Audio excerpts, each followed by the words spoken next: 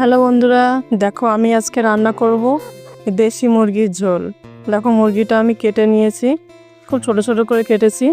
দেখো আলু কেটেছি, আমি পেঁয়াজ কেটেছি, আর দেখো কিছু মশলা করেছি, আদা রসুন লঙ্কা আর জিরে।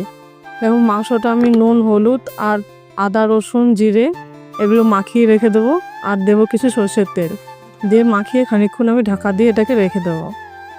তারপরে দেখো কড়াইতে তেল দিয়ে আমি আলুগুলো ভেজে নেব। সুন্দর করে আলুগুলো লাল লাল করে ভেজে নিতে হবে। দেখো আলুর কিন্তু ভালো করে ভাজলে কিন্তু খুব সুন্দর হয় আলুগুলো খেতে।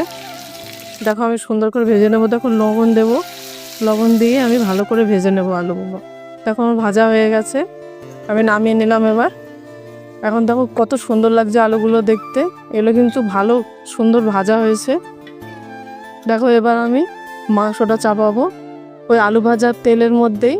আমি আর কিছু তেল দিয়ে দেখো ফোড়ন দেবো, কি দুটো শুকনো লঙ্কা দিলাম, দুটো তেজপাতা আর দারচিনি লবঙ্গ এলাচ আর একটা জায়ত্রী দিলাম।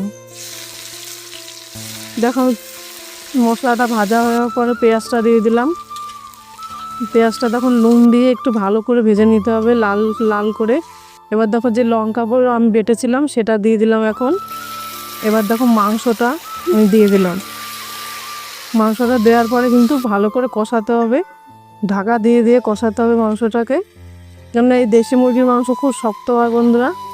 দেখুন আমি কেমন করে রান্না করছি। এটা কিন্তু ভালো করে কষিয়ে আমি একদম গরম জল দিয়ে দেবো, দিয়ে এটাকে ঢাকা দিয়ে দেবো। দেখো ঝোল ফুটে হলে আমি আলুগুলো দিয়ে দিয়েছি।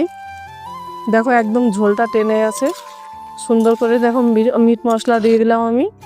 এবার আমি নামিয়ে নেব। একদম পাতলা ঝোল হয়েছে।